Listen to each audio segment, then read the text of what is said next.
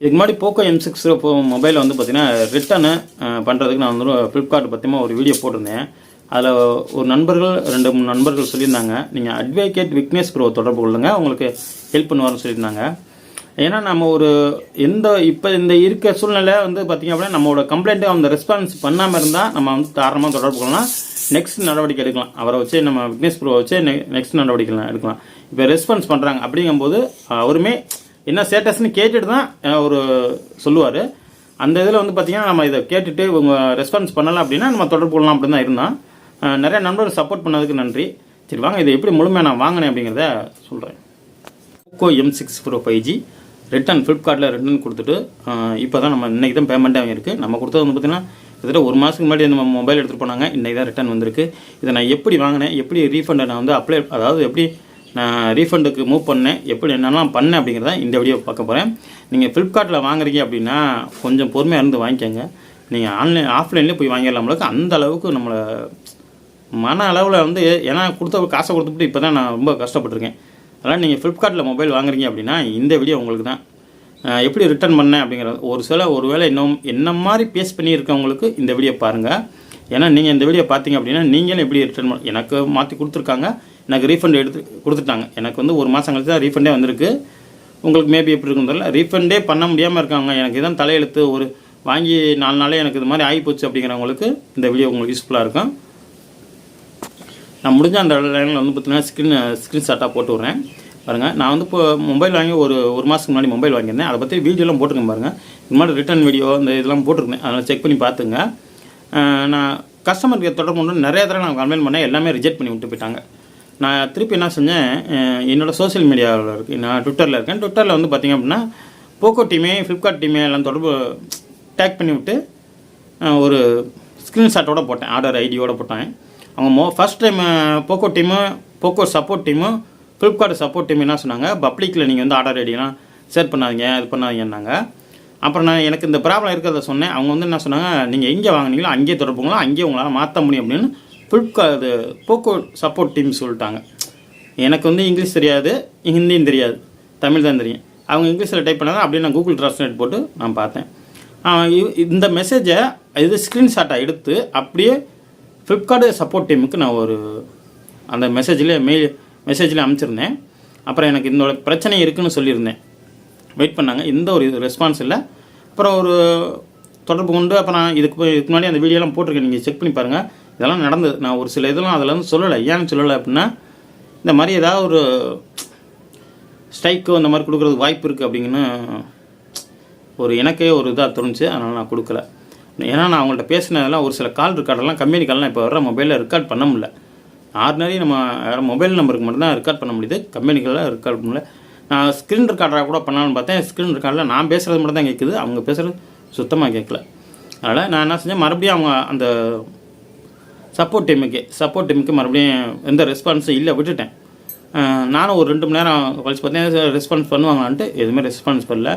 மறுபடியும் போக்கோ டீமுக்கும் ஃப்ளிப்கார்ட்டு போக்கோ இந்த 2மே வந்து பார்த்திங்க அப்படின்னா ட்விட்டரில் டேக் பண்ணி போட்டுவேன்.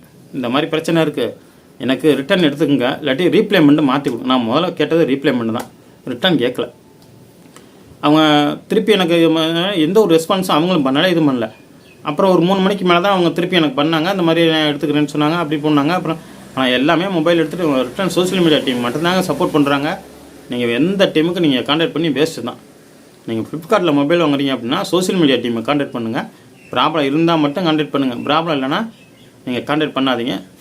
சோஷியல் மீடியா டீம், அதாவது ட்விட்டரில் இருக்கவங்க மட்டும்தான் ஆக்டிவாக இருக்காங்க, ரெஸ்பான்ஸ் பண்ணுறாங்க. ஏதாவது ஒரு கம்ப்ளைண்ட் பண்ணால் அப்படின்னா ரெஸ்பான்ஸ் பண்ணுறாங்க. மற்றபடி நீங்கள் யாருன்னா கஸ்டமர் கேருக்கு போட்டு சேட்டு பண்ணியோ அப்படின்னா எந்த ஒரு ரெஸ்பான்ஸும் இல்லை. அதனால் நீங்கள் சோஷியல் மீடியாவை தொடர்பு கொள்ளுங்கள். நான் எப்படி அப்ளை பண்ணாங்க உங்களுக்கு ஓரளவு புரிஞ்சிருக்குன்னு நினைக்கிறேன். ஏன்னா நான் ஸ்க்ரீன்ஷாட்டு போடுறேன், என்னோடய ட்விட்டரோட நான் ஸ்க்ரீன்ஷாட்டை நீங்கள் பார்த்துருப்பீங்க, அல்லது போடுறேன் பாருங்கள். இந்த மாதிரி தான் நான் வந்து சோஷியல் மீடியா டீமில் சம்மந்தமாக தான் வாங்கினேன். இப்போ கூட அவங்க அது பண்ணியிருக்காங்க. இப்போவுமே எனக்கு இன்றைக்கி தேதி ஜூன் மாதம் 13ஆம் தேதி, எனக்கு நேற்றுக்கு வரலுமே வந்து பார்த்திங்கன்னா எனக்கு எந்த ஒரு பேலன்ஸ் ஆட் ஆகலை. எனக்கு 1000 அந்த பேலன்ஸ் நான் இதுக்கு முன்னாடி வீடியோவிலே சொல்லியிருப்பேன். போக்கோ X3 எக்ஸ்சேஞ்ச் பண்ணியிருந்தால் நான் போக்கோ M6 Pro 5G வாங்கியிருந்தேன்னு. அந்த பணம் வரல. மற்றபடி மொபைல் கட்டின பணம் வந்து பார்த்திங்கன்னா அது ஒரு போராட்டம் பண்ணி வாங்கிட்டேன். இந்த எக்ஸ்சேஞ்சாக போட்டிருந்தோம் பார்த்திங்களா, 1900 எடுத்திருந்தாங்க. அந்த பணத்தை வாங்குறதுக்கு இன்னொரு போராட்டம் பண்ணுற மாதிரி இருந்து போச்சு. அந்த போராட்டம் பண்ணி இப்போ இந்த வீடியோ பண்ணுறப்ப அதான் முத நாள் தான் வாங்கியிருந்தேன். அதான் 12ஆம் தேதி தான் வாங்கினேன். 13ஆம் தேதி வந்து பார்த்திங்க அப்படின்னா எனக்கு ஆட் ஆகிடுச்சு. ஏன்னா 12ஆம் தேதி கன்ஃபர்மேஷன் மெயில் வந்துருச்சு. 13ஆம் தேதி எனக்கு அன்றைக்கே நைட்டே ஆட் ஆகிடுச்சு. நான் வந்து காலைல தான் இது முதல்ல ஆட் ஆகான்னு பார்த்துட்டு அப்புறம் நம்ம வீடியோ பண்ணுவோம் அப்படின்னு சொல்லிட்டு விட்டுட்டேன்.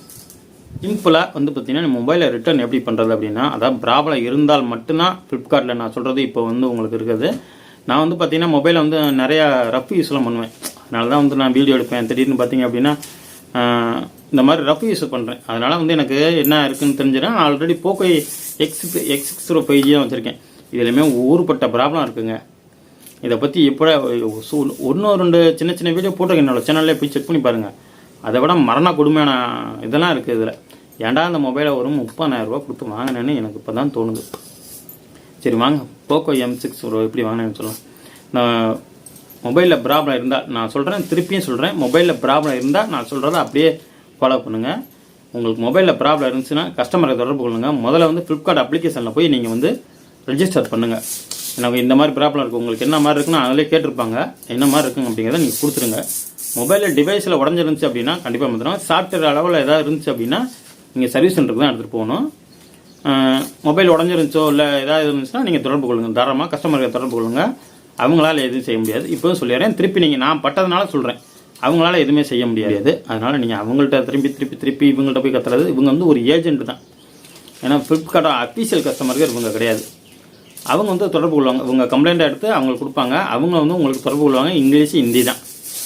தமிழில் வந்து ரொம்ப ரேராக நம்ம ப்ரெஷர் கொடுத்தோம்னால தான் தமிழில் ஏதாவது ஒரு கஸ்டமருக்கு ஒரு கூப்பிட்றாங்க. மித்தபடி 95% வந்து பார்த்திங்க அப்படின்னா 99% பார்த்திங்கன்னா ஹிந்தி இங்கிலீஷ் தான். ஏதாவது 1% யாராவது ஒரு ஆள் வந்து சரி எனக்கும் தமிழ் தெரியும்னு பேசினா தான் அந்த அளவுக்கு இருக்காங்க. இந்த மாதிரி பேசும்போது வந்து பார்த்திங்க அப்படின்னா நீங்கள் உங்களோட ப்ராப்ளத்தை சொல்லுங்கள். இந்த மாதிரி என்னென்ன ப்ராப்ளம் இருக்குன்ட்டு.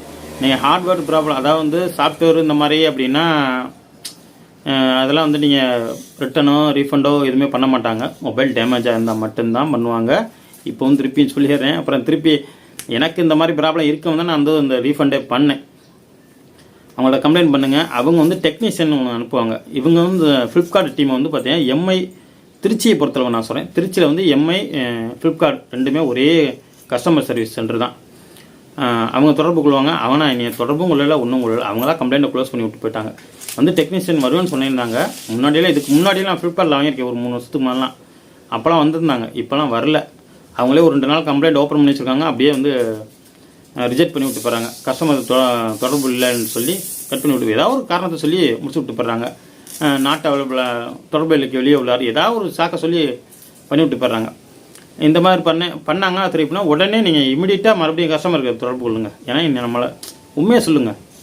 ஏன்னா அவங்க தொடர்பு கொண்டதுக்கு அவங்கள்ட்ட ஒரு இதெல்லாம் இருக்கும். நம்ம போலியாக எதுவுமே போய் பேச முடியாது.